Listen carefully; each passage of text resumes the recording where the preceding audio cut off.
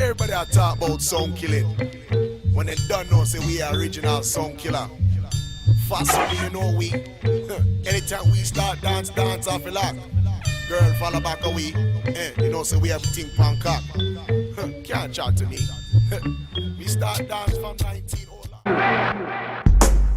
Rest for my mind, peace for my heart for starters. Apart from parting waters, yeah, I am on a climb below the clouds on an exodus to leave myself out of the grip of my own borders, leaving pharaohs, pyramids behind. I'm trying to find a place past the vine and past these plastic walls and past an ancient scrolls and reading the scars upon my skin. Hieroglyphs that tell a tale across my surface, speaking eternal story, past verses of glory. I can't tell you the one black future. I don't. But the more important thing is, it doesn't need to be repeating a story of oppression, of futuristic cities, but with slavery, where we're still mental slaves. That does not need to be the black future. It can be healthy. That's the main hope. That's the main goal. That's why we're building. That's why I'm building.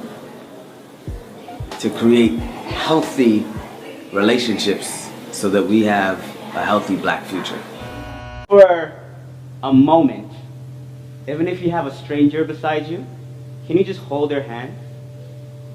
As awkward as it may feel.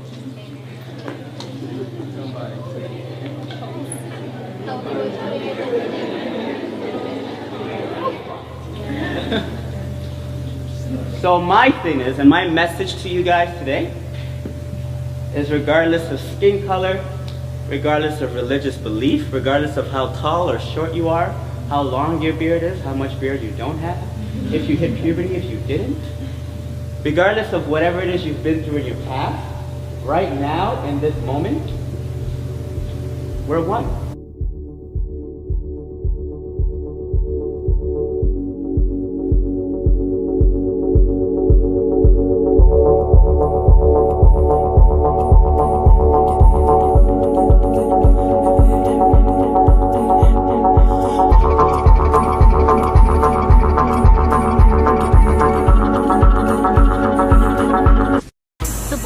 Month is becoming one of the premier art shows to check out during Black History Month. What do you picture for the Black future?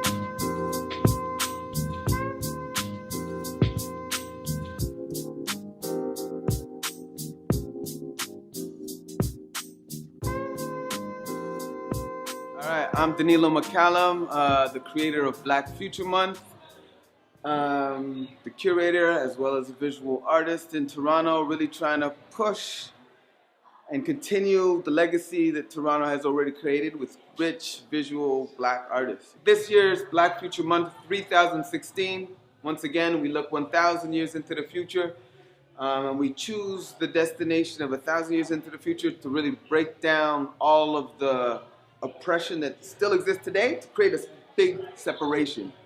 So really, the art that is created can be as far off and envision as much optimistic black imagery as possible because there's no holds barred, 1,000 years, right? So last year, we got you to give us a wish for the Black future. What's your 3016 wish? My wish is that we really continue or begin to build infrastructure.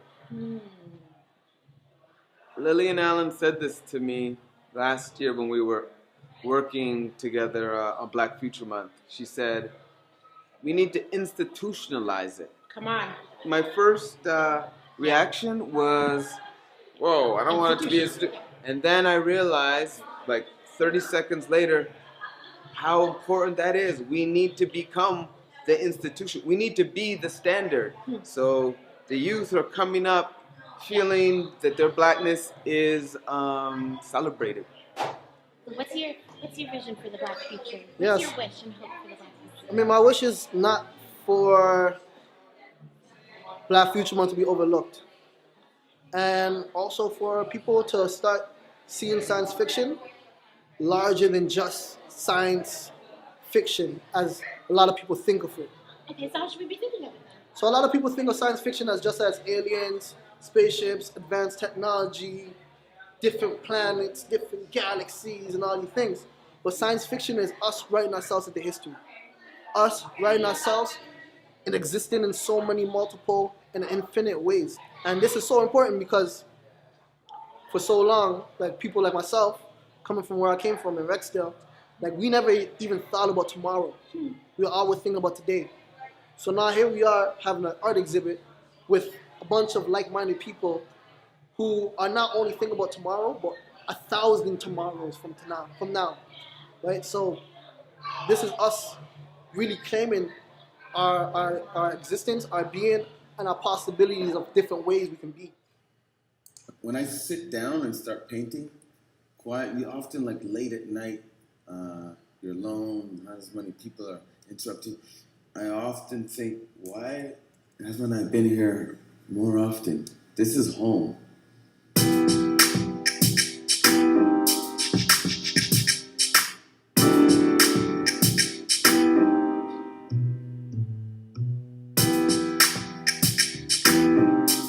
Each time you create another piece that you feel is a masterpiece for yourself, you know, or a really strong piece that embodies what you are about.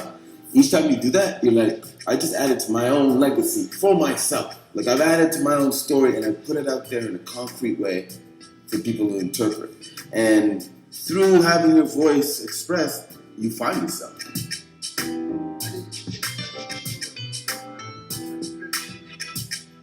It came out from me running around in the streets and doing craziness and being around gangs and drugs and all these negative things.